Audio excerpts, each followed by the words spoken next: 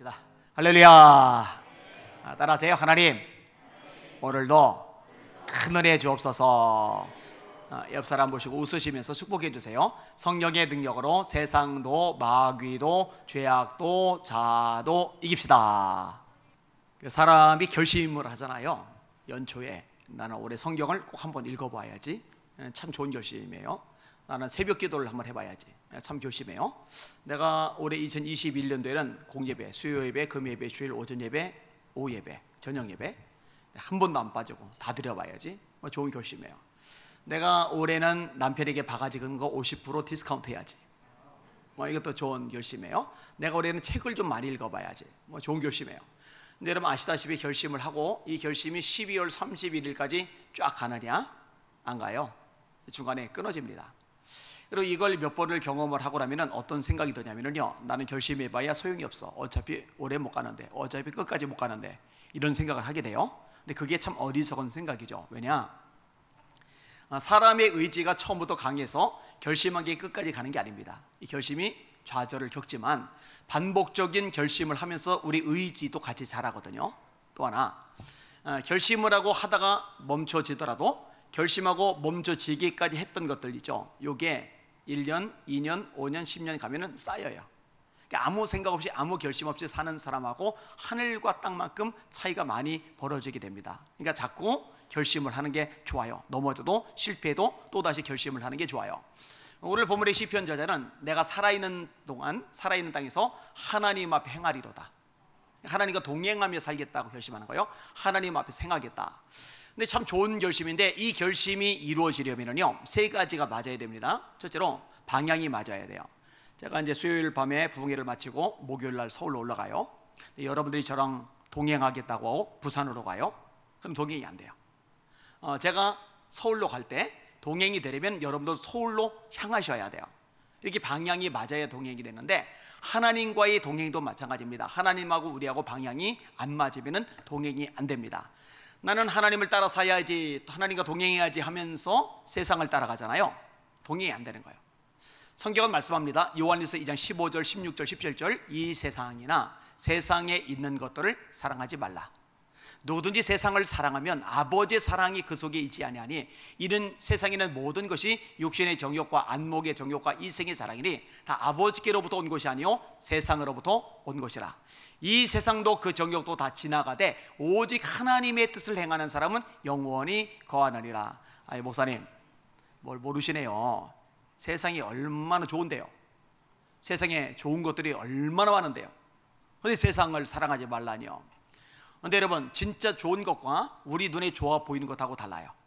다시 말합니다. 진짜 좋은 것과 우리 눈에 좋아 보이는 것하고 달라요. 자, 에덴 동산에 선악과가 있어요. 그 다음에 생명나무 실과가 있어요. 생명나무 실과는 좋은 거예요. 먹으면 영생이에요. 선악과는 좋은 게 아니에요. 창세기 2장 17절 동산 중앙에 있는 선악을 알게 한 나무 실과는 먹지 말라. 먹으면 반드시 죽으리라. 왜 하나님이 먹지 말라 하셨어요? 안 좋은 거니까, 손해보는 거니까. 근데 뱀이 와서 하와에게 꼬드기는 거예요. 야, 하나님이 참으로 동산 나무의 모든 실과를 먹지 말라 하시더냐? 하와가 대답해요. 아니야, 먹어도 되는데 선악을 알게 한 실과는 먹지도 말고 만지지도 말라 하셨어. 하나님은 만지지 말라 말씀 안 하셨어요. 하가 제멋대로 더한 거예요. 하나님은 반드시 죽는다 하셨지 죽을까 하노라 안 하셨어요. 하와가 말씀을 뺀 거예요. 하나님의 말씀은 더해도 안 되고 빼도 안 돼요. 궁금했어요. 이게 아담이 제대로 전달을 했는데 하와가 못 알아먹은 걸까? 아담이 제대로 전달을 못해서 하와가 잘못된 정보를 가지고 있었던 걸까? 만약에 아담이 제대로 전달을 못했다면 아담의 책임일 거고, 아담이 제대로 전달을 했는데 하와가 제대로 못 알아들은 거면 하와가 책임일 거고. 자, 이 말씀에 바로 서지 못하니까요, 이게 마귀가 치고 들어오는 틈이 돼버려요. 계시록 22장에 이 예언의 말씀에서 더하면 하나님이 이 책에 기록된 재앙들을 그에게 더하실 것이요, 이 예언의 말씀에서 제하면 하나님의 생명나무와 및 거룩한 섬의 참여함을 제하여 버리시리라. 따라합시다. 하나님의 말씀은 더해도 안 되고 빼도 안 된다. 있는 그대로 받아들이시길 주의 이름으로 축원합니다. 이 말씀을 멋대로 더하고 빼는 거예요. 말씀에 제대로 못 써 있는 거예요. 그러니까 마귀가 치고 들어오는 거예요. 아니야, 너 먹으면 너 눈이 밝아져. 하나님처럼 돼. 그리고 이 말을 듣고 나서 선악과를 보는 하와의 눈에 이 선악과가 너무 좋아 보여. 먹음직하고 보암직하고 지혜롭게 할 만큼 탐스럽기도 한 나무인지라. 먹음직하고 욕심의 저격, 보암직하고 안목의 저격, 지혜롭게 할 만큼 탐스럽기도 한 나무인지라 이생의 자랑. 요한일서 2장 15절 말씀하고 딱 맞아 떨어져요. 자, 좋아서 좋아 보인 게 아니라 마음을 마귀에게 빼앗기고 나니까 하나님이 금하신 게 좋아 보이는 거예요. 여러분, 세상 것들이 진짜로 좋은 것들이라 좋아 보이는 게 아니라 세상의 마음을 빼앗겼기 때문에 좋아 보이는 것이고, 하나님께 마음을 빼앗긴 사람들은 이렇게 예배 드리는 것이 좋아 보입니다. 할렐루야. 기도하는 시간이 좋아 보입니다. 할렐루야. 찬양하는 게 좋아 보입니다. 할렐루야. 여러분, 네온사인이 한밤에 알록달록 예쁘고 화려하죠. 해 떠봐요. 네온사인은 켰는지 안 켰는지도 몰라요. 세상 것들이 이전에나 화려하고 아름답고 멋지죠. 의의 태양이신 예수님이 제대로 보이고 나면은요, 예수님의 그 빛 앞에서 세상 것들이 매력을 잃는 줄 깨달으시길 바랍니다. 그래서 바울 사도가 고백해요. 그러나 내게 유익하던 것을 다 해로 여길 뿐더러 또한 모든 것을 해로 여김은 내 주 그리스도 예수를 아는 지식이 가장 고상하기 때문이라. 내가 그를 위하여 모든 것을 잃어버리고 배설물로 여김은 그리스도를 얻고 그 안에서 발견되려 함이니, 내가 가진 의는 율법으로 말미암은 것이 아니요 오직 믿음으로 말미암은 것이니 그 믿음으로 하나님께로부터 난 의라. 여러분, 화장실 가서 큰 거 본 다음에 아까워서 물을 못 내리시는 분 손 들어보세요. 아니면 한 5분 10분 막 갈등하고 막 망설이다가 이 황금색을 어떻게 떠내려보내 속상해가지고 가슴앓이 하다가 겨우 물을 흘려버리는 사람 손 들어보세요. 그런다면요, 그 언덕 위에 하얀 집에 입원들을 다 해야 돼요. 아니에요. 아낌없이 버려요. 바울 사도가요 제가 기관지하고 폐가 안 좋아서 환절기가 되면 기침 때문에 애를 좀 먹어요. 이해하고 들으세요. 코로나 절대 아닙니다.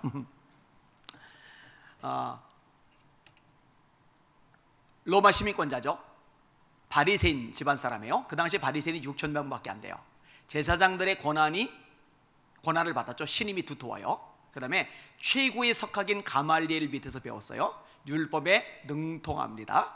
그 당시 국제어 영어나 마찬가지인 히라보에 능숙합니다. 히랍 철학에 박식합니다. 그 당시 사람들이 가지고 있을 수 있는 모든 좋은 스펙 다 가졌어요. 현대인들도 부러워할 만큼의 최고의 스펙을 다 가졌어요.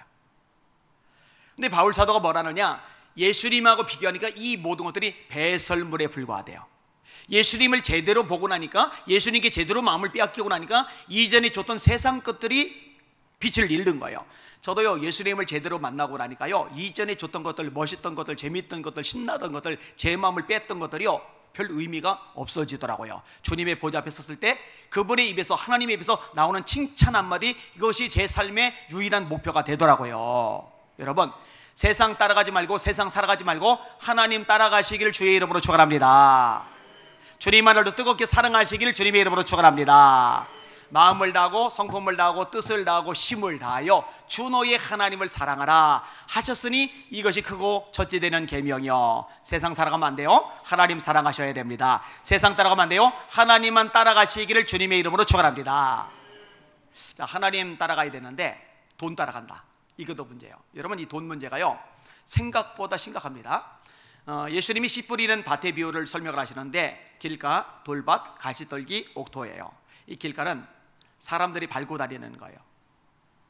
여러분, 밭도 사람들이 밟고 다니면요 길이 나고, 이 길이 난 곳은 딱딱해서 씨앗이 안 들어가요. 사람의 마음도 똑같아요. 이 사람 저 사람에게 치이고 밟히면요 마음이 딱딱해져서 말씀 들을 때 말씀이 안 들어가요. 똑같아요. 이 기경을 할 필요가 있어요. 돌밭은 밑에 돌이 있는 거예요. 흙이 얇은 거예요. 싹이 돋았어요. 말씀을 들을 때 기쁨으로 받아들였어요.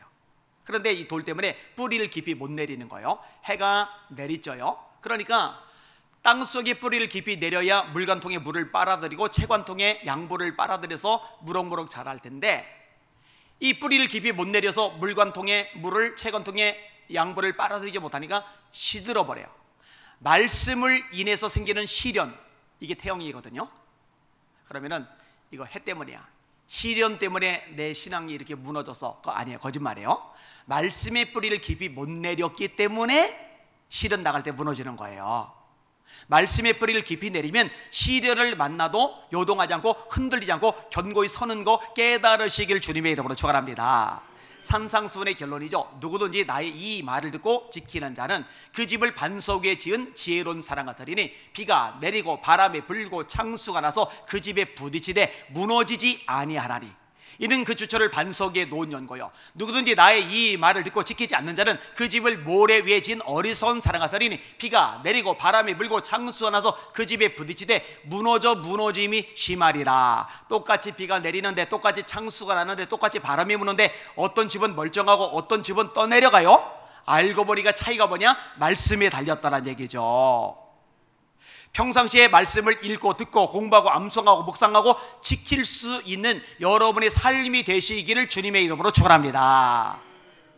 그러면은요, 해가 내릴 때 어떻게 돼요? 여러분, 햇볕이 일조량이 많으면은요, 식물이 물 공급만 제대로 될 때 더 잘 자라요. 구약에 보세요. 시련을 당할수록 아름들이 거목으로 커갑니다. 아브라함이 그랬어요. 야곱이 그랬어요. 요셉이 그랬어요. 다윗이 그랬어요. 히스기야가 그랬어요. 여기는 여러분도 말씀의 뿌리를 깊이 내려서 시련을 겪으면 겪을수록 이 고비가 지나갈 때마다 무럭무럭 커가시는 믿음의 용사들 되시기를 예수 이름으로 축원합니다. 이번 코로나 기간도요, 어떤 사람은 믿음이 쫙 자랄 거고요, 어떤 사람은 완전히 시들어져 버릴 거예요. 여러분들은 시들어져 버린 사람 한 명도 없기를 주님의 이름으로 축원합니다. 자, 그 다음에 가시떨기가 있는데, 자, 돌이 없으니까 뿌리를 깊이 내려요. 해가 떠도 물이 공급이 되니까, 양분이 공급이 되니까 잘 자라요.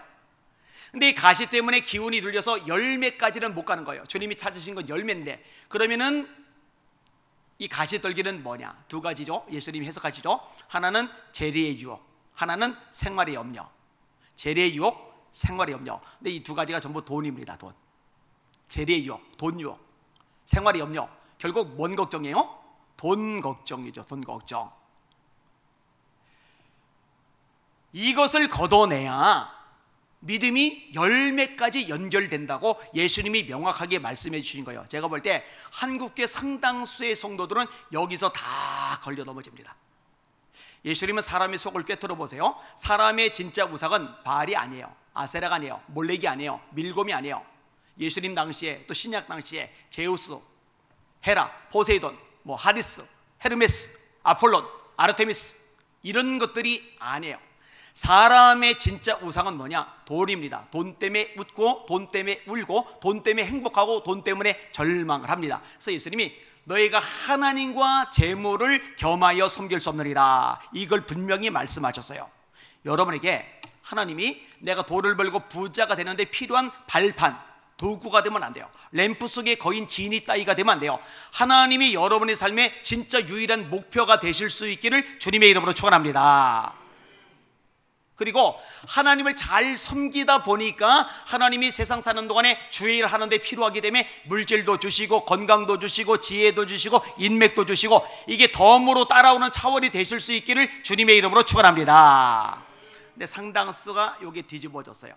그래서 하나님 앞에 낚시질을 해요. 믿게 하나님 축복해 주시면, 이 축복은 주로 돈이에요. 축복해 주시면은 제가 11조도 잘하고 봉사도 잘하고 선교도 잘하고 구제도 잘할게요. 하나님 물어요. 물어. 근데 동기는 하나님이 우선이 아니에요. 돈이 우선인 거죠. 여러분, 성경은요, 이 물질 부분에 대해서 상당히 많이 강조가 돼서 나타납니다.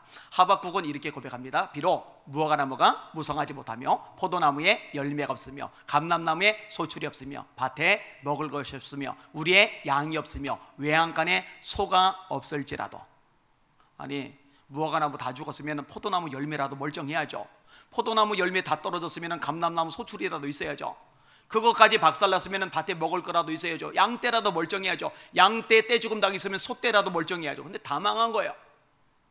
비록 무화과나무가 무성하지 못하며 포도나무에 열매가 없으며 감람나무에 소출이 없으며 밭에 먹을 것이 없으며 우리의 양이 없으며 외양간에 소가 없을지라도 나는 여호와로 말미암아 즐거워하며 내 구원의 하나님으로 말미암아 기뻐하리로다. 볼륨 좀만 올려주세요. 주 여호와는 나의 힘이시라. 그가 나의 발을 사슴과 같게 하사 나로 나의 높은 곳에 다니게 하시리로다. 바울 사도도 고백하죠. 내가 풍부에 처할 줄도 알고 궁핍에 처할 줄도 알아. 모든 일에 배부름에 배고픔과 풍부와 궁핍에도 처할 줄 아는 일체의 비결을 배웠노라. 배웠다는 말이 나와요. 그 앞절에 내가 어떠한 형편이든지 자족하기를 배웠느니, 거기도 배웠다는 말이 나와요. 이걸 배워야 돼요. 풍부하면 하나님을 쓰면서 감사하고, 모자라면은 자족하면서 감사하고, 그러니까 이 상태는 하나님 한 분으로 만족하는 상태예요. 물질에 따라서 내 신앙이 좌지우지 되지를 않는 거예요. 그런데 없다고 원망하고 있다고 망가지고, 이거는요 하나님이 목적이 아니라 돈에 의해서 내 인생이 좌지우지기 때문에 돈에 의해서 내 삶이 왔다 갔다 움직여지는 거거든요. 여러분의 삶은 하나님 그분에게 고정되시기를 주님의 이름으로 축원합니다. 바울 사도도요 이거 노골적으로 가르쳐요. 우리가 세상에 올 때 아무것도 가지고 온 것이 없음에 또한 아무것도 가지고 가지 못하리니 먹을 것과 입을 것이 있은즉 족한 줄로 알 것이리라. 여러분 먹을 거 있죠? 입을 거 있죠? 그러면 만족한 줄 알아라. 하나님의 말씀이에요. 그런데 말씀이 그러든 말든 하나님 나는 만족이 안 돼요. 돈이 좀 있어야죠. 통장 잔고가 좀 있어야죠. 아파트 요즘 쭉쭉 올라가는데 나는 아파트 한 평도 없는데 어떻게 만족합니까? 이러면 이제 하나님 말씀과 어긋나는 거잖아요, 그죠? 다음 절, 부하려 하는 자들은 시험과 올무와 여러 가지 어리석고 해로운 정욕에 떨어지나니 그 사람으로 파멸과 멸망에 빠지게 하는 것이다. 그 다음 구절이 유명하죠. 돈을 사랑함이 일만 악의 뿌리가 되나니 이것을 탐내는 자들은 미혹을 받아 많은 근심으로써 자기를 찔렀도다. 이 돈을 사랑하는 것 모든 악의 뿌리다. 그리고 이 사람의 특징은 뭐냐면 수많은 근심들이 찔러댄다. 가만히 보세요. 돈 때문에 걱정합니다. 돈 때문에 근심합니다. 이 돈 때문에 걱정하는 게 맨날 나를 찔러대는 거예요. 자족을 하면, 자족하기를 배우면 여기에 찔리지 않을 텐데 이게 안 되는 거예요. 여러분 영혼 심령상 때 점검해 보시고 이 부분 가지고 씨름하며 기도하시는 여러분들 되시기를 주님의 이름으로 축원합니다. 가시떨기 싹 제거해 버리시기를 예수님의 이름으로 축원합니다. 그래야 열매들을 주렁주렁 맺게 되는 거예요. 하나님이 목적, 물질은 하나님을 더 잘 섬기기 위한 보조수단, 물질이 목적이고 하나님이 물질을 얻기 위한, 축복을 얻기 위한 발판이 되어서는 절대로 안 되는 거예요. 우리는 하나님을 따라가는 자들이지 물질을 따라가는 자들이 아닌 겁니다. 자, 이 두 가지만 말씀드렸고요. 자, 또 하나, 동행이 되려면 방향이 맞을 뿐만 아니라 앞질러 가면 안 돼요. 결혼 초에 저는 걸음이 빨라요. 아내는 걸음이 느려요. 제가 아내를 배려할 줄을 몰라요. 말을 하면서 가는데 이 여자가 대꾸를 안 해요. 아니, 하늘 같은 남편께서 말씀하시는데 왜 대꾸도 안 해? 하고 쳐다봤더니 없어요. 저 뒤에 따라와요. 이건 동행이 아니에요. 하나님과 동행이 되려면요 하나님보다 앞질러 가면 안 돼요. 여호수아는 영성이 깊어요. 근데 기본 사람들이 이스라엘 백성들을 겁내고서 꾀를 내는 거예요. 다 떨어진 옷, 낡아 빠진 신발, 낡은 포도주 부대, 그리고 쉰 포도주, 곰팡이란 떡 들고서 여호수아에게 온 거예요. 우리가요 멀리서 왔습니다. 이게 새 옷이었는데 여행이 길어서 낡았고요, 새 신발이었는데 여행이 길어서 이게 떨어졌습니다. 이거 포도주 금방 담은 건데 여행이 길어서 사가버렸고요, 그리고 이 떡이요 따끈따끈한 떡이 이렇게 곰팡이가 쓸어버렸습니다. 여호수아가 딱 한 번만, 하나님 이들이 진짜 멀리서 온 것 같아요. 하나님이 가나안의 7 족속하고는 계약을 맺지 말라고 하셨지만 그 멀리 떨어진 족속하고는 계약 맺어도 상관없다고 하셨잖아요. 그렇지만 그럼에도 불구하고 하나님의 사인이 필요합니다. 이들하고 계약을 맺을까요 말까요? 한 번만 여쭤봤으면 좋을 텐데 여호수아가 묻지 아니하고 이렇게 성경이 되어 있어요. 계약을 맺었어요. 계약을 맺고 나서 보니까 가나안의 7 족속, 하나님이 절대로 계약을 맺지 말라고 한 그 7 족속이에요. 이 기본적 때문에 다윗 시대에 3년 동안 기근이 닥칩니다. 나라가 굉장히 어려워져요. 한 번만, 딱 한 번만 하나님 어떻게 할까요? 여쭤봤으면 좋을 텐데 왜 그걸 안 물어봤을까? 여러분, 하나님이 우리 인생의 주인이라는 얘기는요, 내가 하나님의 종이라는 얘기고, 내가 하나님의 종이라는 얘기는 내게 결정권이 없다는 거예요. 하나님께 결정권이 있다는 거예요. 이게 명확해지시는 여러분들 되시기를 주님의 이름으로 축원합니다. 하나님, 나 이 총각이 마음이 듭니다. 나는 이 처자가 마음이 듭니다. 그 마음 헷가닥하게 하셔서 저한테 시집 오고 장가 오게 하여 주시옵소서가 아니라, 하나님, 마음에 드는데 하나님의 뜻이 어디 있습니까? 어떡할까요? 하나님, 우리 애가 이번에 어느 학교 집어넣습니다. 무슨 과 시험을 치릅니다. 시험 잘 보게 하시고 찍은 것도 죄다 맞게 역사하여 주시옵소서. 그게 아니라, 하나님, 어느 학교를 보낼까요? 하나님, 이번에 사업을 새로 시작했습니다. 이번에 장사를 새로 개업했습니다. 하나님, 축복해 주세요. 자금줄 열어주시고 단골들 생기게 하시고 형통하게 하여 주옵소서. 이건 앞질러 가는 거예요. 다 이게 아니라, 하나님, 제가 어떤 사업을 할까요? 하나님, 제가 어떤 장사를 할까요? 이렇게 하나씩 하나씩 여쭤보면서 하나님의 사인대로 인도하심 따라 움직여 가시는 여러분들 되시기를 예수님의 이름으로 축원합니다. 너는 마음을 다하여 여호와를 의뢰하고 네 명철을 의지하지 말라. 너는 범사의 그를 인정하라. 그러면 그가 네 길을 지도하시리라. 사람이 마음으로 자기의 길을 계획할지라도 그 걸음을 인도하시는 분은 여호와시리라. 내 영혼을 소생시키시며 자기 이름을 위하여 의의 길로 인도하시는도다.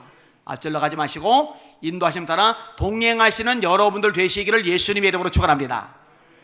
자, 또 하나 뒤처지면 안 돼요. 목사님, 요즘 같은 세상에 성경대로 예수 믿어서 어떻게 돈 법니까?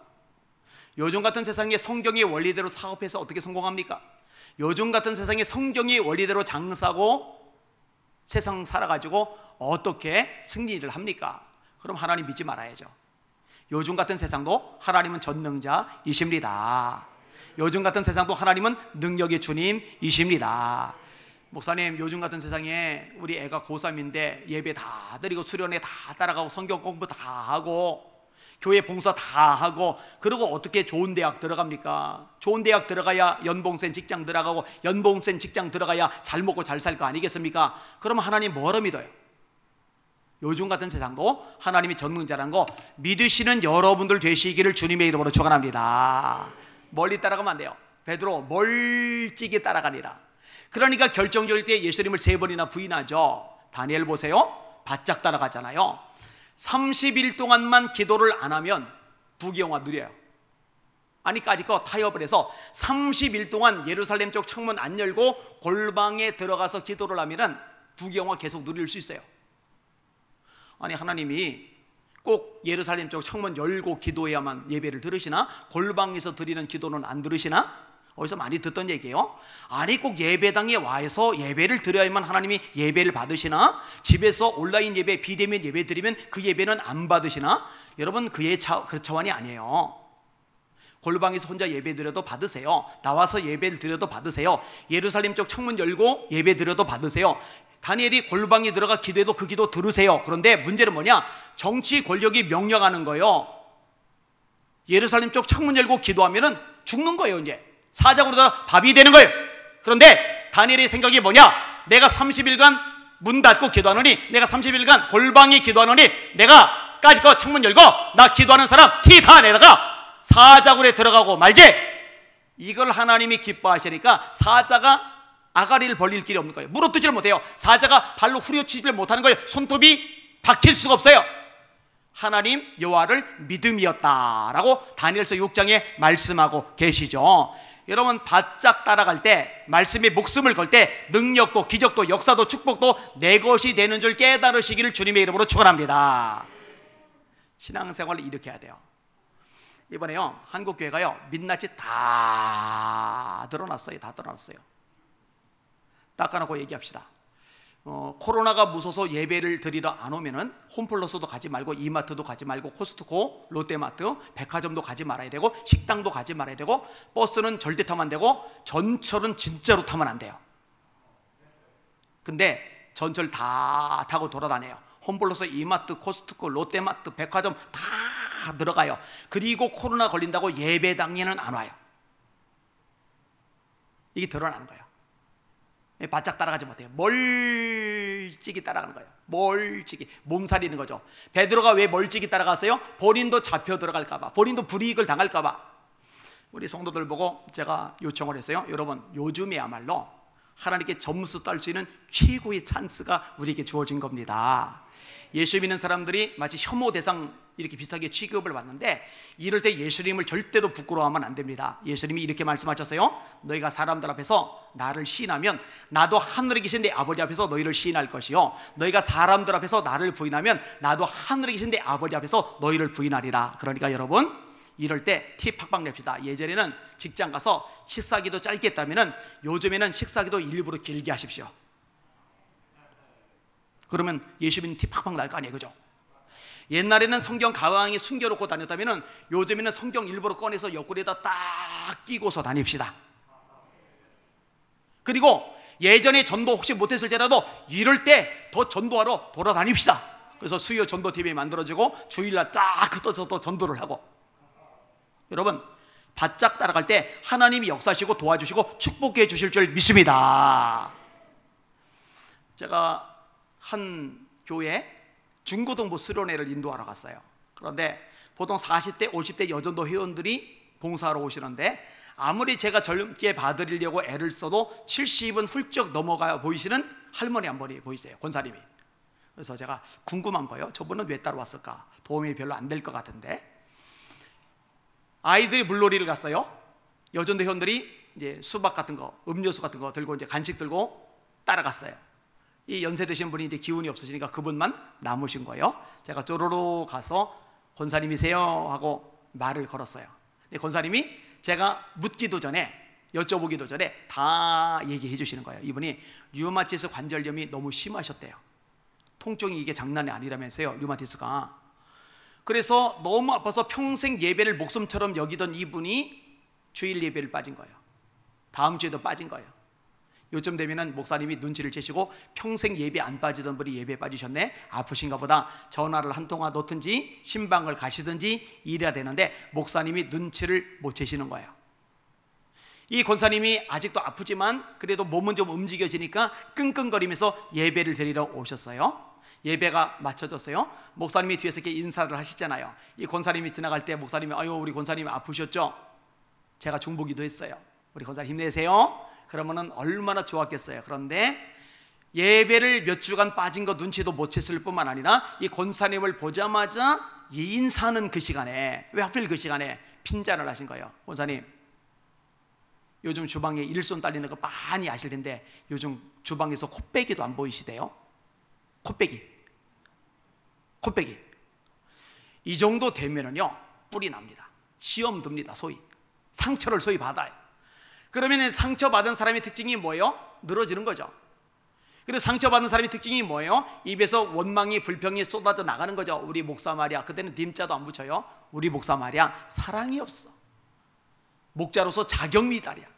아는 사람, 친한 사람 다 전화 돌리고 막 나팔을 불어댈 텐데, 이 권사님이 참 대단하세요. 주의 종이 저렇게 말씀하시는데 내가 순종해야지. 그래서 다리가 아픈데 끙끙거리면서 난간 잡고 다니면서 주방에서 봉사하는 일을 하셨어요.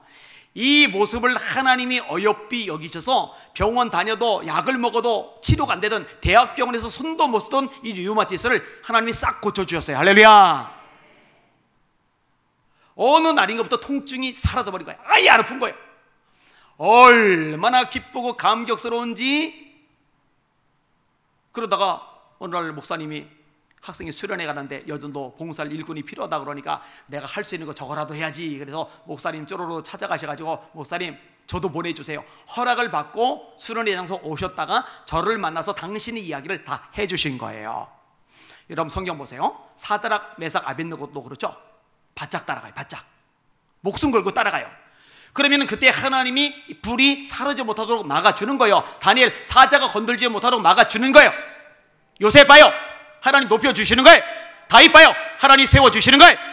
여러분 멀찍이 따라가지 말고 성경대로 바짝 따라가실 수 있기를 예수님의 이름으로 축원합니다. 그게 진짜 믿음이죠. 자, 방향을 맞춰야 동행이 돼요. 앞서가면 안 돼요. 뒤처지면 안 돼요. 보조를 주니까 맞춰야 됩니다. 그럼 오늘 본문의 시편 저자가 하나님과 동행하며 살겠다고 결심한 이유가 뭘까? 첫 번째 이유가 하나님이 자기를 건져주신대요. 세 가지인데, 사망에서, 눈물에서, 넘어짐에서 건지셨나이다, 이렇게 고백을 합니다.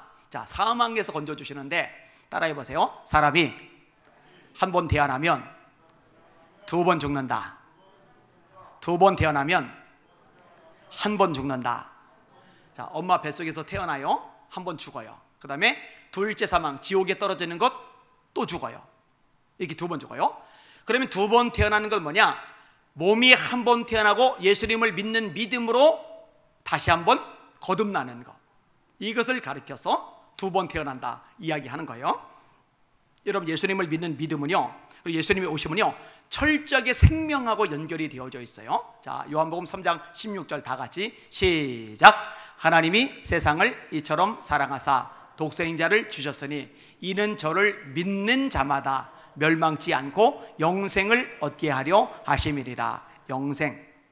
자, 그 다음에 3장 15절 모세가 광야에서 뱀을 든 것 같이 인자도 들려야 하리니 이는 저를 믿는 자마다 멸망치 않고 영생을 얻게 하려는 것이라. 여기도 영생이 또 나오죠. 요한복음 20장 31절 오직 이것을 기록하면 너희로 예수께서 하나님의 아들 그리스도이심을 믿게 하려 하며 너희로 믿고 그 이름을 힘입어 생명을 얻게 하려는 것이라. 예수님을 믿는다라는 말, 이 말과 예수님을 영접한다라는 말, 이 말은 똑같아요. 다시요. 예수님을 믿는다라는 말, 그 다음에 예수님을 영접한다라는 말 똑같아요. 자, 예수님을 믿는다고 할 때 두 가지를 믿어야 돼요. 하나는 십자가의 죽음이 내 죄를 위한 것이라는 것, 그 다음에 죽으셨지만 다시 죽음을 이기고 살아나셨다는 것. 이게 로마서 10장 9절과 10절인데 네가 만일 네 입으로 예수를 주로 시인하며 또 하나님께서 그를 죽은 자 가운데서 다시 살리신 것을 네 마음에 믿으면 구원을 얻으리라. 사람이 마음으로 믿어 의에 이르고 입으로 시인하여 구원에 이르느니라.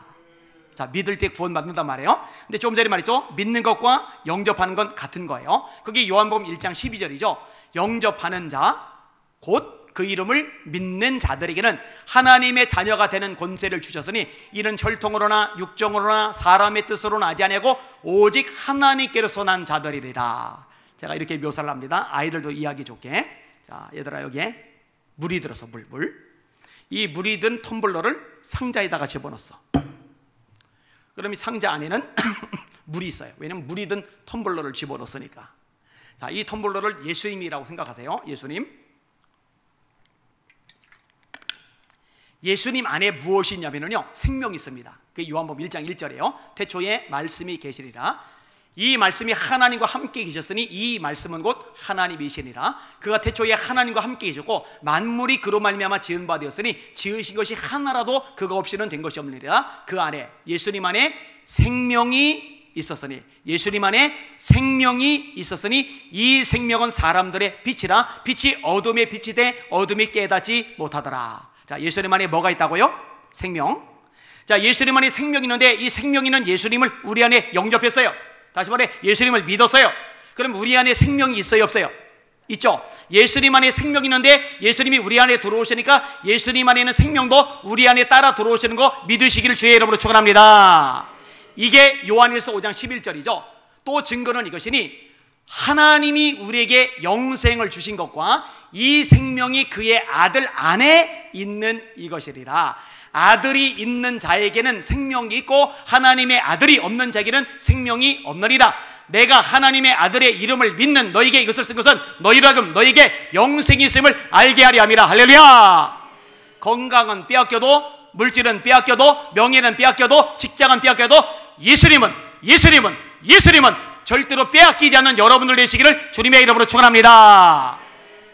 왜냐? 예수님을 빼앗기면은 예수님 안에 있는 생명도 빼앗기기 때문에 죽음과 심판을 피할 길이 없거든요. 그러나 예수님이 우리 안에 계시면 심판을 면하고 구원 천국에 이르는 줄 믿으시기를 주의 이름으로 축원합니다.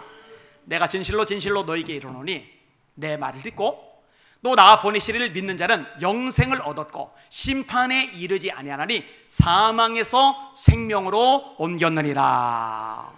굉장히 중요한 메시지예요. 우리를 사망에서 건져내셔요. 자, 그 다음에 눈물에서 건져내세요. 눈물.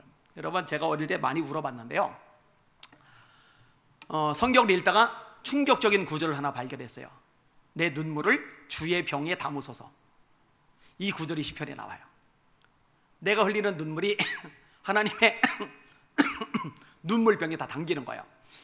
혼자서 많이 울면은 우울증 걸립니다. 그리고 사람들 앞에서 울 때는요, 가려가면서 우세요. 이 사람 좋아 보인다고 울면서 속 얘기 털어놓잖아요. 그러면은 입이 싼 사람, 인격 수준이 떨어지는 사람은요, 이게 부풀려가지고 왜곡시켜가지고 이게 일파만파 번지게 만들어서 나중에 요 얘기가 돌아올 때는 가슴을 후벼 파는 칼날이 돼버려요. 그러니까 입이 좀 무거운 사람, 인격 수준이 된 사람, 그런 사람 앞에서나 울고 그런 사람 앞에서나 속 얘기를 끄집어내야지 아무한테나 얘기 끄집어내면은 이거 엄청 상처받습니다. 자, 그런데 상대방이 입이 무겁고 인격 수준이 높다 하더라도 그도 사람이라 내 인생의 문제, 이 눈물을 닦아주는 거는 해줄 수가 없어요. 이걸 누가 해주느냐? 하나님이 해줄 수 있다는 거 믿으시길 바랍니다. 제가 참 많이 울었는데 지금은 얼굴이 이제 웃는 인상으로 바뀌었어요. 그죠? 이거 하나님이 바꾸신 거예요. 그 옛날하고 완전히 인상이 달라요.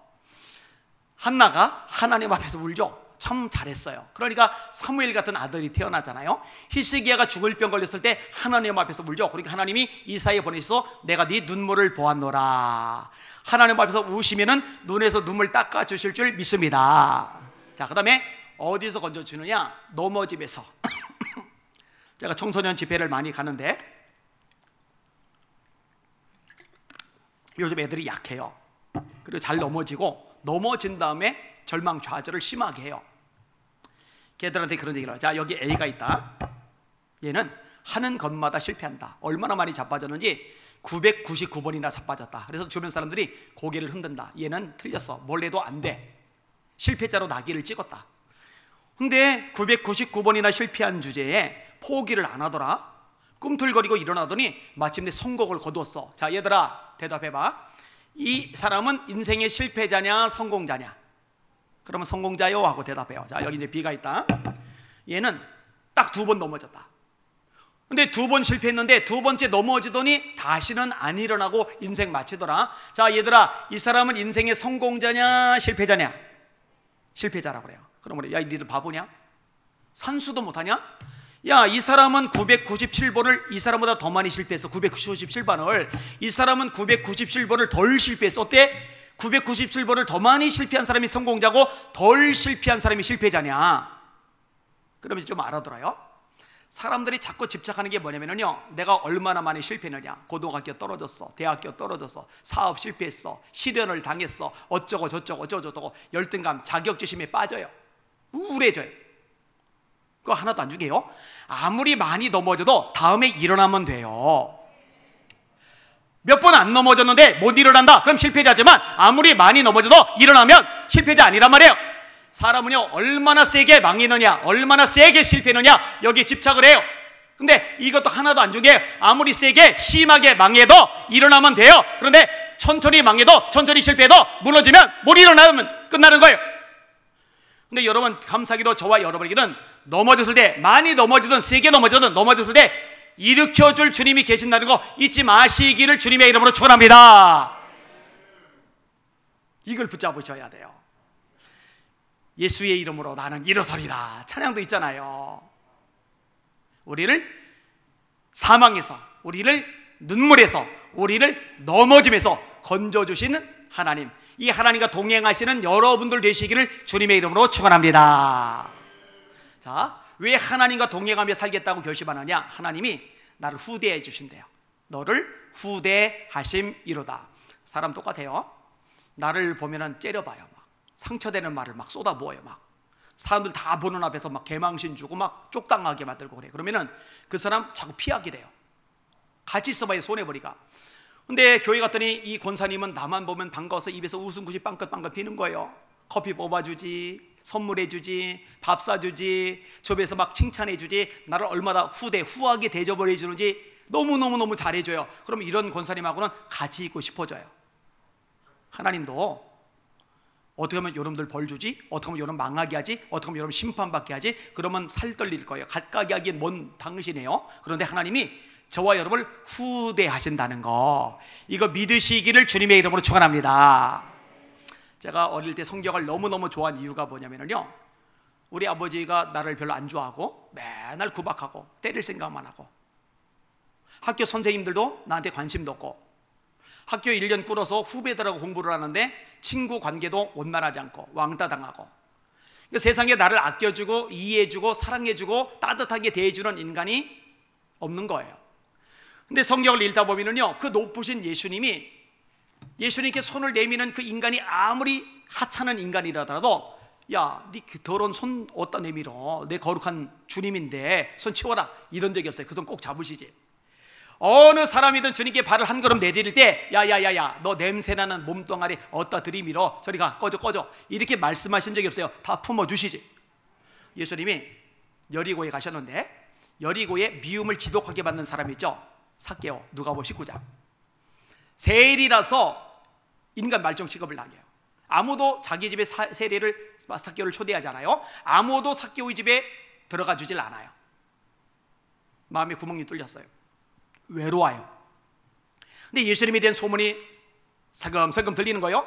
세리들과도 친구가 되어주신다는데, 근데 그 예수님이 자기 동네에 오셨다는 거예요. 와, 이분 얼굴이라도 봐야지. 그거 뛰쳐나갔더니 예수님은 인기 스타예요. 사람들이 주변에 바글바글한 거예요.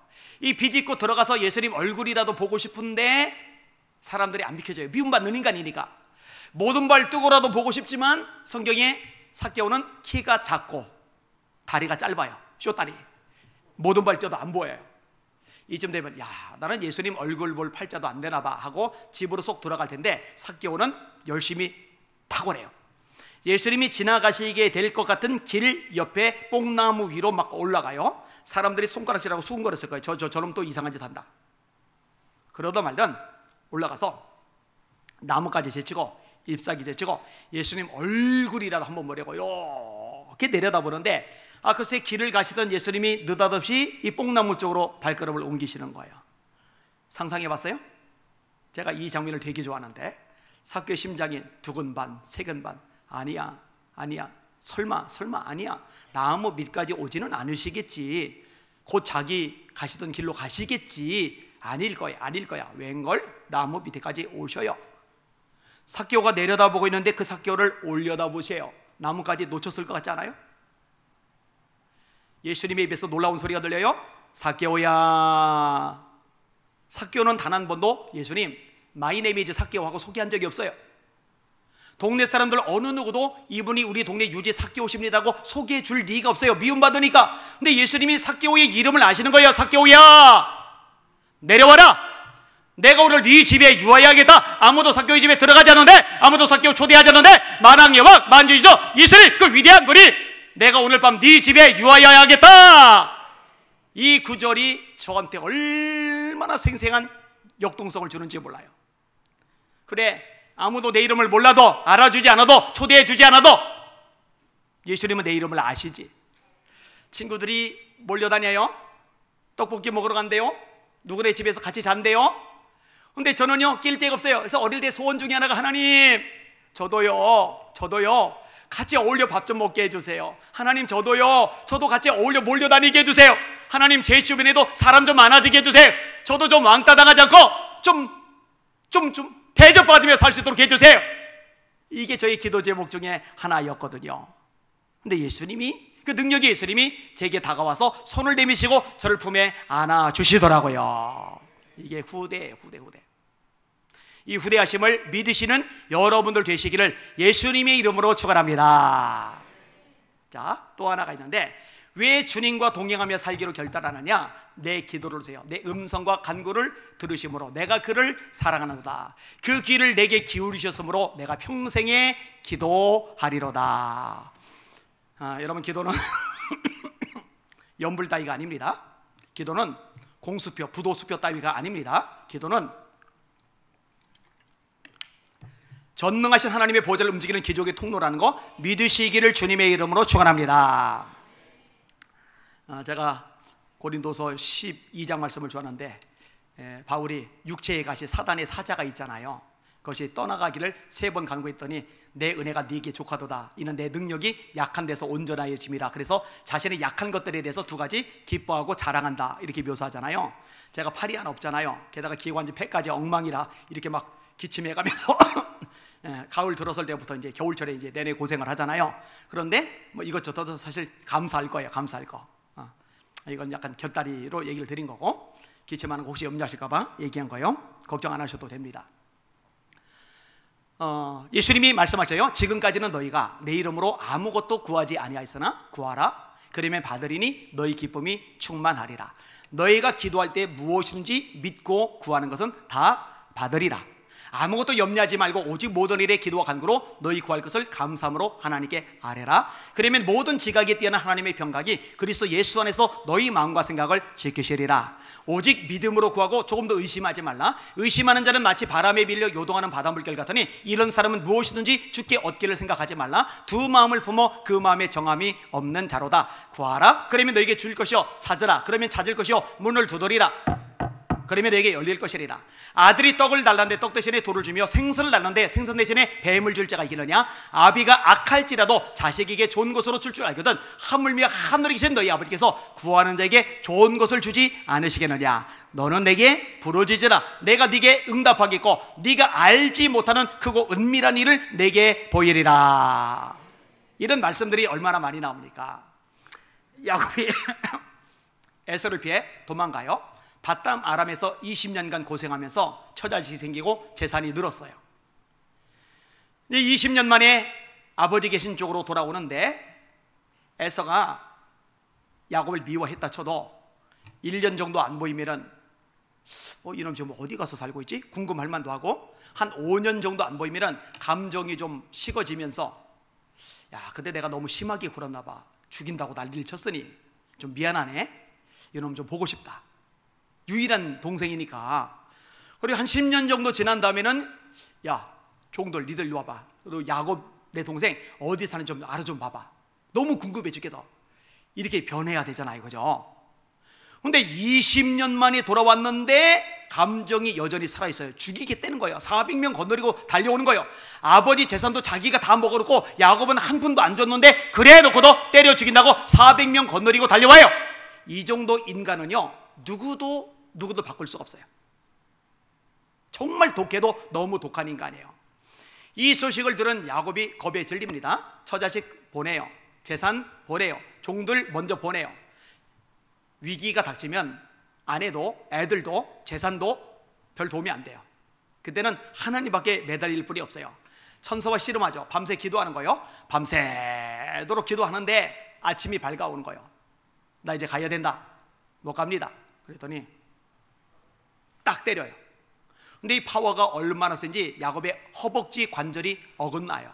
여러분, 이런 물건 같은 거 들고 있을 때 누가 옆구리를 확 꼬집으면 아! 하고 떨어뜨립니다. 이거 발가락을 망치로 꽝 때리면 아! 하고 떨어뜨립니다. 허벅지 관절이 통째로 어긋나면 통증이 상상을 초월합니다. 야곱이 저렇더라. 어떤 주경학자들은 야곱이 이 사건 이후에 평생 장애인으로 살았다 이렇게 해석하기도 해요. 허벅지 관절이 통째로 어긋날 정도였으니까 야곱이 저렇더라 이렇게 기록을 하고 있으니까, 그러면 아 하면서 손을 딱 놓을 만도 한데 아 하고 비명을 지르면서도 안 놔요. 당신이 나를 축복하지 아니하면 가게 하지 아니하겠나이다. 너 이름 뭔데? 야곱입니다. 너 이제부터 이스라엘이라고 그래. 네가 하나님과 겨루어 이겼어.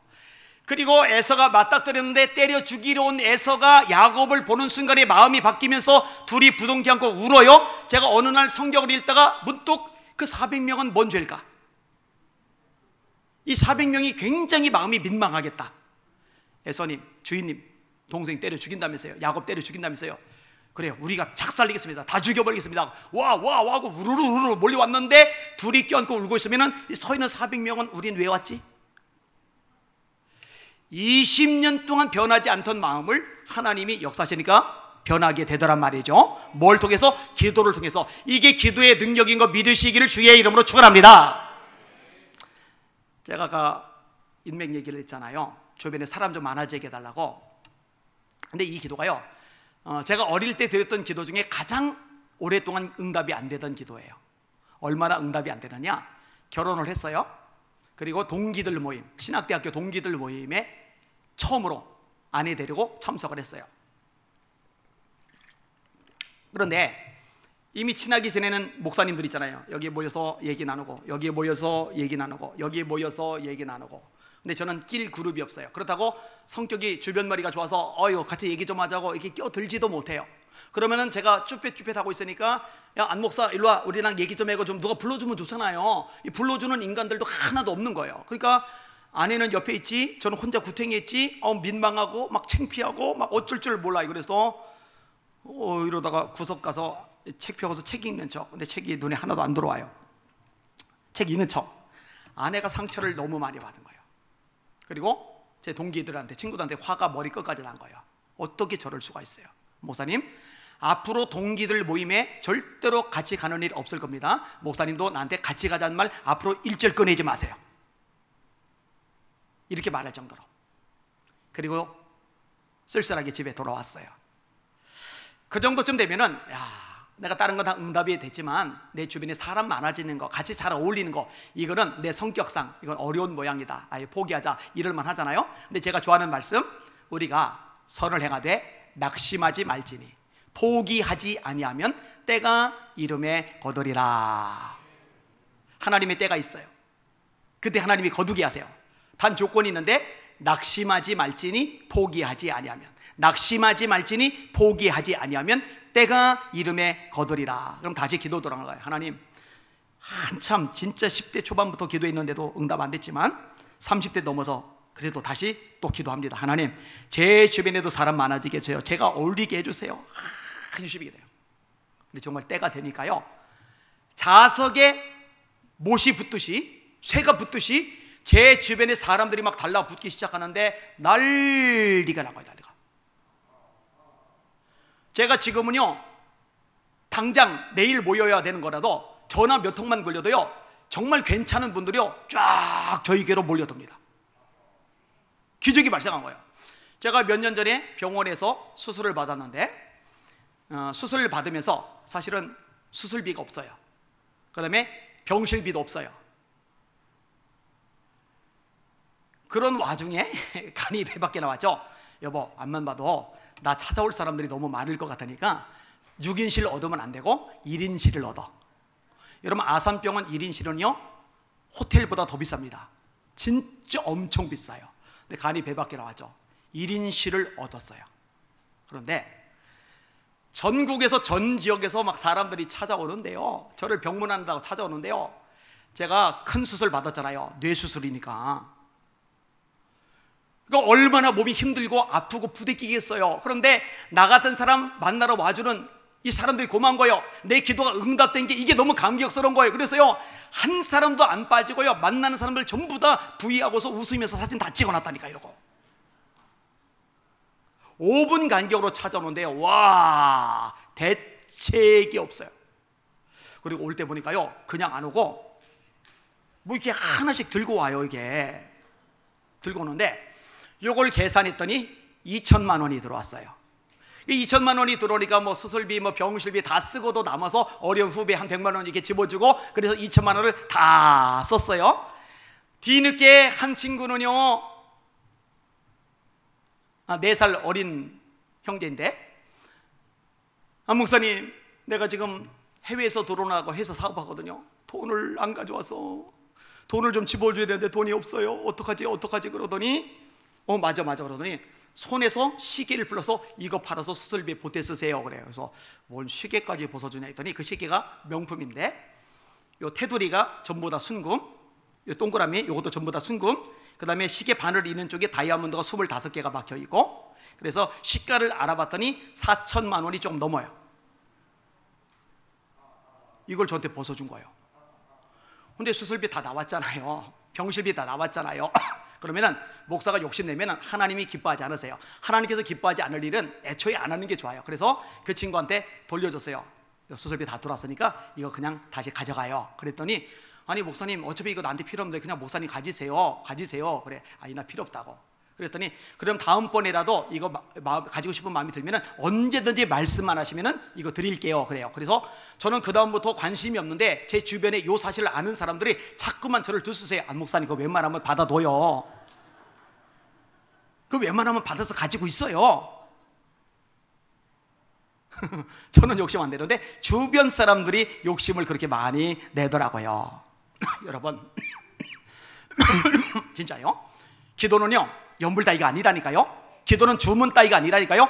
하나님의 보호자를 움직이는 기도의 통로라는 거 믿으시기를 주님의 이름으로 축원합니다. 제가 초등학교 때 나머지 공부를 했어요. 공부를 어지간히 못하는 꼴찌 않은 애들만 남겨놓고 학급 수업 따라가게 한다고 나머지 공부를 시키는 거예요. 수치죠. 근데 교통사고로 팔 잃고 겨드랑이 째고 수술 한 번 더 하는 바람에 수업 일수도 모자라서 학교를 1년 끌어서 후배들하고 공부를 하는데 도대체가 자신이 없는 거예요. 근데 후배들하고 동생들하고 공부하는데 또 꼴찌한다. 그러면 진짜 왕쪽이잖아요. 그래서 기댈 겐 위밖에 없으니까 또 교회 가서 매일 기도하는 제목이죠. 하나님 저 공부 자신 없어요. 그렇지만 하나님 솔로몬에게 지혜 주셨잖아요. 나중에 성경 보니까 오홀리압과 부살렐에게도 지혜 주셨더라고요. 스테반 빌립 집사님 지혜 충만, 믿음 충만, 성령 충만. 그 다음에 다니엘, 사드락, 메삭, 아벳느고 역시 지혜를 주셨죠. 그 다음에 성령이 지혜와 계시의 영이더라고요. 하나님 지혜 주세요, 지혜 주세요, 지혜 주세요, 지혜 주세요. 중1부터 중3까지 매일 교회 가서 하나님 저 지혜 주세요, 지혜 주세요. 야고보서 1장 5절에 그 말씀이 있어요. 너희 중에 누구든지 지혜가 부족하거든 모든 사람에게 후히 주시고 꾸짖지 아니하시는 하나님께 구하라. 그리하면 주시리라. 하나님이 지혜를 주시는데 희한한 일이 발생을 해요. 수업 내용이 쏙쏙 들어오는 거예요. 그리고 수업이 뒤로 갈수록 점점 쉬워지는 거예요. 그래서 저는 요즘은 교과서가 뒤로 갈수록 쉬워지도록 개편이 됐나 보다. 그게 아닌 거예요. 머리가 열리면서 뒤로 갈수록 어려움에도 불구하고 더 쉽게 느껴지는 거예요. 여러분 공부를 잘하는 애들이 왜 잘하느냐? 일단 열심히 해요.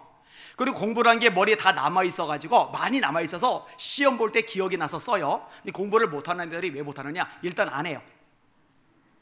그리고 또 하나 공부를 한다고 했는데 머릿속에 분명히 집어넣은 것 같은데 집어넣자마자 순식간에 다 빠져나가서 시험 볼 때는 남은 게 없어요. 쓸 게 없어요. 근데 제 머릿속에요 이게 들어가면은요 안 빠져나가는 거예요. 어느 순간부터. 제가 옛날에 배웠던 것들 그냥 다 애워지는데 이걸 지금도 기억하고 있는 거 보면은요 사람들이 기겁을 해요. 호미도 나리언 말하난 낫같이 들리도 없으니라. 아버지도 어이오신 말하난 어머니같이 괴실이 없애라. 어머니같이 괴실이 없애라. 사모가란 노래인데 호미도 날이 있지만 낫같이 날카롭진 않습니다. 아버지도 어버이시지만 어머니처럼 사랑하실 분 없습니다. 기억이 나는 걸 어쩌라고요. 펄펄 나는 적개꼬리 암수서로 정답구나. 외로워라 이내 몸은 뒤에 함께 돌아갈까. 유리왕기 황조가 아니 기억이 나는 걸 저보고 어쩌라고요. 500년 도읍지를 필마로 돌아더니 산천은 의고하되 인거는 간데없네. 어저보 태평연월이 꿈이런 가노라. 기억이 나요. 기억이 난단 말이에요. 동창이 맑았느냐 노고질이 우지진다. 소치는 아이는 상기 아니려느냐. 제 넘어 살의 긴 밭을 언제 관리하나니. 제 또래들 이거 애우는 애들 아무도 없어요. 아무도. 그걸 어떻게 애우겠어요? 한 송이 국화꽃을 피우기에 봄부터 소쪽새는 저렇게 울었나 보다. 또 한 송이 국화꽃을 피우기에 천둥은 먹구름 속에서 또 그렇게 울었나 보다. 멀거먼 젊음의 뒤안길에서 이제는 돌아와 거울 앞에선 내 누님같이 생긴 꽃이여. 노란 네 꽃잎이 피려고 간밤엔 무서리가 저리 내리고 내게는 잠도 오지 않았나 보다. 서정조 시인의 국화꽃 같은 시. 영어 문장을 외웠는데 안 빠져요. 수학 공식을 외웠는데 안 빠져요. 화학 기호를 외웠는데 안 빠져요. 옛날에 생물 배웠잖아요. 진화론. 이거 엉터리지만 미생물에서 무생물에서 생물로 아메바, 어류, 파충류, 그리고 파충류에서 조류로 또 포유류, 이거 다 가짜입니다. 엉터리입니다. 근데 포유류에서 200m 오스트랄라, 피테쿠스, 호모, 에렉투스, 사피엔스, 네안데르텔, 크로마뇽, 현생 인류까지. 아니 기억나는 걸 어쩌라고요 나보고. 그러니까 이상하다 다 썼어요. 선생님이 아니면 네 얘들아 희원한테 박수 좀 쳐봐. 짝짝짝짝. 영문을 몰라요. 외치는지도. 너 교무실 앞에 가봐. 네! 하고 교무실 앞에 뛰어갔더니 전교 1등부터 50등까지 이름이 써있는데 전교 1등의 안희화.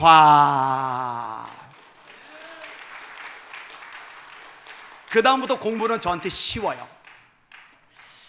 제가 이제 연합 집회를 많이 인도를 해요. 근데 한 번은 숭실대학교 대강당에서 집회를 인도하는데, 대진운이라고 그러죠. 선수들은 제가 볼 때 대진운이 최악이에요. 첫날 김용의 선교사님, 순회 선교단, 해운대에서 20만 명 모아놓고 집회했던 분이죠. 그 다음에 셋째 날 여의도 순복음교회 이영훈 목사님, 그리고 그 중간에 가운데다가 저를 집어넣은 거예요. 이거요, 압박이 은근히 되더라고요. 김용기 선교사님, 그 복음학교 졸업자들만 모여도요, 그 강단 다 채우고도 남습니다. 여의도 순복음교회 교인 반에 반만 가도 그 강단 다 채우고도 남습니다. 그런데 다 꽉꽉꽉 차는데 저럴 때만 좀 비면은 좀 민망하잖아요. 그래서 교인들 보고 솔직하게 얘기했어요. 여러분, 제가 한 번도 쫄은 적이 없어요. 늘 담대했잖아요. 여러분 아시잖아요. 그런데 이번에 제가 조금 쫄리거든요. 그러니까 저를 위해서 중보기도 좀 많이 해주세요. 이렇게 얘기를 했어요. 그리고 제가 설교하러 간 날 가요. 앞자리에 앉아서 기도를 해요. 그리고 이제 설교하러 올라가기 전에 가방에다 손을 집어넣고 이제 노트북을, 설교 원고 쓰이는 노트북을 꺼내려고 손을 집어넣은 순간 깨달았어요. 이놈의 노트북이 집에 계시는구나. 그러면은 설교 망쳤을까요? 아니요. 죄송해요. 잘난 척 좀 더 할게요. 저는 설교 준비한다고 책상에 딱 앉으면은요, 그냥 앉은 상태로 본문 정해지면 그냥 쫙 써요. 이게 오래 안 걸려요. 그리고 한 번 쓰고서 두 번, 세 번, 네 번, 다섯 번, 여섯 번, 일곱 번, 10번 읽으면서 외우는 목사님들 있는데, 저는 한 번 쓰고 나면은 두 번 안 봐요. 왜냐면 쓰는 순간 다 외우니까. 노트북을 가지고 올라가기는 하는데 안 보고 회중을 보고 지금 이렇게 설교하듯이 설교를 해요. 근데 그날도 역시 노트북은 없었지만 설교가 되는 거예요. 지금 이게 얼마나 저에게 큰 유익과 복으로 작용하냐면요, 성경을 열심히 애우는데 애웠던 성경들이 하나도 안 빠져나가니까 창세기부터 계시록까지 감동이 될 때 어떤 구절이든 자유롭게 막 인용이 되니까 이게 강력한 성령의 검이 돼서 성도들에게 은혜를 끼치더라고요. 할렐루야! 와! 기도가 짱! 와! 기도가 최고구나! 저를 보고 평생에 가장 잘한 거 하나 꼽으라면 예수님을 내 인생의 구주로 영접한 일, 두 번째로 가장 잘한 거 꼽으라면 어릴 때부터 기도하기에 목숨 거는 거. 지금도 하루에 4시간 이상은 매일 기도를 해요. 아무리 바빠도 할 일이 많아도 피곤해도 기도해요. 제가 집에서 끙끙 앓으면서 기도하면요, 아내가 저를 침대에 밀어요. 제발 잠 좀 자라고. 그러면 아내 방 나간 다음에 다시 끙끙거리고 일어나서 다시 기도를 해요. 왜냐? 해보니까 알겠더라고요. 기도야말로 하나님의 보호자를 움직이는 능력의 통로, 기도의 통로이더라고요. 이번 봉인을 통해서 여기는 여러분들이 기도의 용사들이 된다면 이 대전의 영적 지각 변통을 일어나는 기적이 일어날 줄 믿습니다. 그 능력의 주인공을 내시기를 예수님의 이름으로 축원합니다. 우리로 마음껏 기도하게 하신, 허락해 주신 하나님께 영광, 찬양, 경배, 박수 한번 올려드립시다. 할렐루야. 아멘, 아멘, 아멘. 보니까 뒤늦게들 좀 오시네요. 그리고 애초에 온라인 예배란 말 안 하셨으면 그것도 좋을 뻔했다 싶기도 해요. 그래도 많이 잘 오시는 겁니다.